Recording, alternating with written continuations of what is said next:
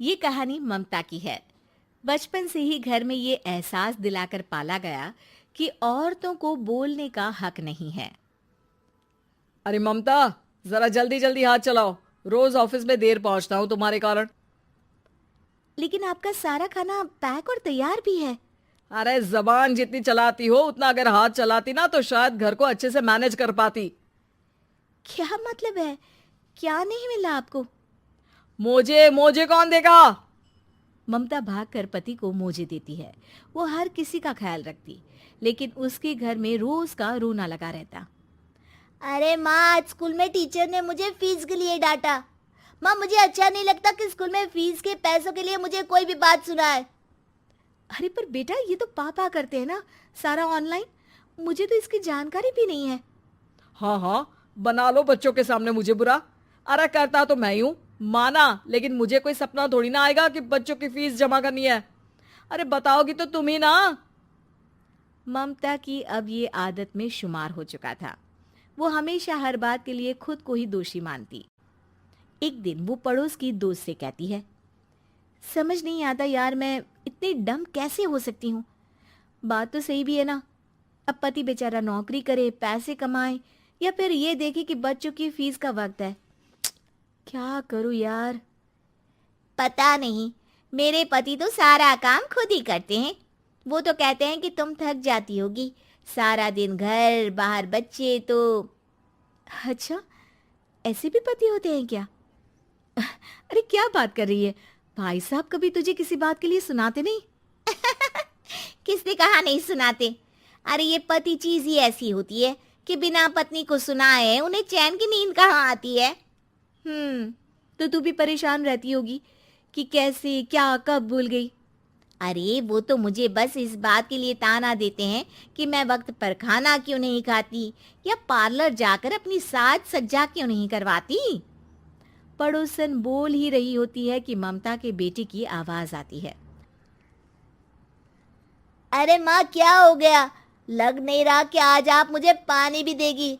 अरे कब से खाने के लिए वेट कर रहा हूँ। अरे यार, मैं चलती हूँ। बेटा खाने के लिए वेट कर रहा है, मैंने उसे खाना भी नहीं दिया। अरे 12वीं में पहुंच चुका है तुम्हारा बेटा, उसे बोलो खुद पानी लिया करे। मैंने तो अपने बच्चों को काम करना सिखाया है। अरे यार, खुद की भी तो कोई लाइफ है। माना जब नहीं कर सकते थे तो किया, लेकिन अब इतने बड़े बच्चों की हर बात मानेंगे तो मुश्किल तो अपने को ही होगी। ममता को पड़ोसन की बात में दम तो लगता है, लेकिन करे क्या, आदत भी तो खुद ही ने डाली थी। ममता घर जाती है कि तभी बेटी आ जाती है। माँ, परसों मुझे एक शादी में जाना है। तेरी वो जो लाल वाली साड़ी है ना, उसे दे देना। मैं आज जाकर टेलर को दे दूंगी, वो उस साड़ी से सूट बना देगा। अरे नहीं नहीं तारा, वो मेरी माँ ने मुझे दी थी और उस साड़ी से मेरी काफ़ी भावनाएं जुड़ी हैं। तुमको ना मैं दूसरी साड़ी दे दूंगी। ओके, कोई बात नहीं, लेकिन आज दे ही देना पक्का। तारा माँ की साड़ी से सूट बनवाकर पार्टी में जाती है, लेकिन जब वो पार्टी से लौटती है, क्या है, मैं तो समझ ही नहीं पा रही हूँ। अरे जब वो साड़ी मांगी थी तो ये छल्ली सी साड़ी क्यों दे दी? मैं ही पागल थी जो इस साड़ी का सूट बनवा लिया मैंने। माँ, जानती भी हो कि कॉलेज में मेरी कितनी हंसी उड़ी। तभी वहां ममता का पति सुनील आ जाता है। अरे गवार औरत, जब बेटी साड़ी मांग रही थी तो दे देती ना। अरे पापा, इनके तो इमोशंस जुड़े थे उस साड़ी से। ममता इतने सब के बाद भी कुछ नहीं बोलती। मेरी बेटी की बेइज्जती हो गई, मैं बिल्कुल बर्दाश्त नहीं कर सकता ये। मैं नहीं चाहता कि मेरी बेटी से कोई भी ज्यादा सुंदर लगे पूरे कॉलेज में। जी, वो पढ़ने में तारा बिल्कुल अच्छी नहीं है, उसकी पढ़ाई पर आप ध्यान दीजिए ना। अच्छा, अब तुम मुझे बताओगी कि मुझे किस पर ध्यान देना और किस पर नहीं। रमेश जैसा ही ये वाक्य पूरा करता है, ममता की बेटी और पति उस पर जोर जोर से हंसते हैं। अरे ठीक है ना, पता ही नहीं चला कि कैसे वक्त इतना बीत गया। अरे कैसे पता चलेगा माँ, हम लोगों के पीछे जो तू बैताल की तरह चिपकी रहती थी, तुझे कैसे वक्त का पता चलता? ममता को पहले सास ससुर, फिर पति और बच्चों की तरफ से इस तरीके की बातें सुनकर उसका मन बहुत दुखी रहता था। एक दिन, सुनो ना, बहुत दिनों से कमर के नीचे बहुत दर्द रहता है। कल मैंने देखा तो एक फोड़ा था। अरे ममता, एक बार अपने पति से बात करो, वो तुम्हारा फोड़ा डॉक्टर को दिखा देंगे। अरे नहीं नहीं, वो तो गुस्सा हो जाएंगे। अरे क्यों गुस्सा हो जाएंगे? तुमको दर्द है? हाँ, लेकिन वो यही बोलेंगे कि ऑफिस जाऊं या फिर तुम्हें लेकर डॉक्टर के पास। तो बेटे से ही बात कर ले। अरे वो तो मैं कर लूं, लेकिन फोड़ा है ऐसी जगह कि उसे बताते मुझे शर्म आएगी। लेकिन कुछ ना कुछ तो करना जरूरी है ना। ऐसे कब तक फोड़े के दर्द से तड़पती रहेगी? अब तो सोच रही हूँ कि इनसे बात कर ही लूं, वरना दर्द के मारे कहीं मर ना जाऊं। लेकिन शाम को, ममता, क्या किया तुमने आज? खाने के डिब्बे में कैसा खाना दिया था? दाल खराब हो गई थी। कब की थी? दाल तो मैंने सुबह ही बनाई थी, खराब कैसे हो गई?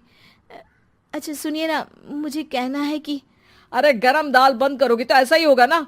बेइज्जती हो गई सबके सामने मेरी। ऑफिस वालों ने ऐसा मजाक उड़ाया कि क्या बोलूं।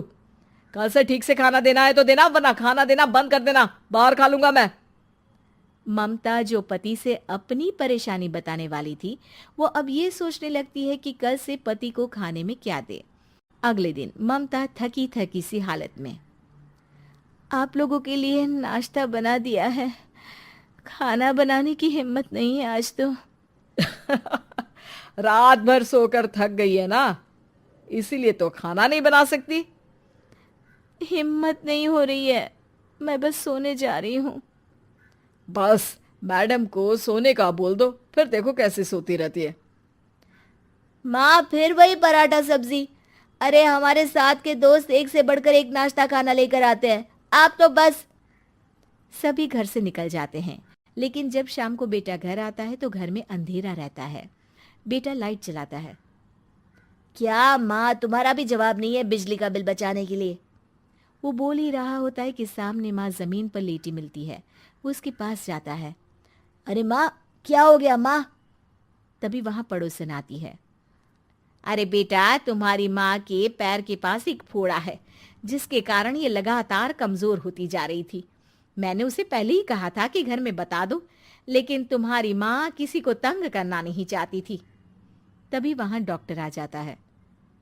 अरे इनके ऑर्गन में दिक्कत है, कोई बात है जो इनके मन में खटक रही है। अरे नहीं नहीं, इसके मन में कोई बात नहीं है। कोई काम है नहीं ना इसके पास, सारा दिन बस घर में ही रहती है।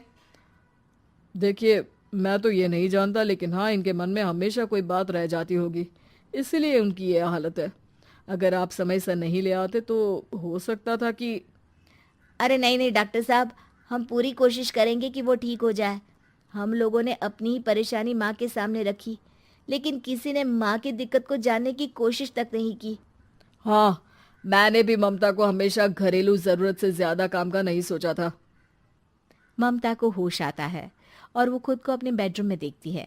वो उठने की कोशिश करती है कि माँ, अब आप नहीं उठेंगी। हम लोग है ना, हम लोग आपको पूरी तरह से खुश रखने की कोशिश करेंगे।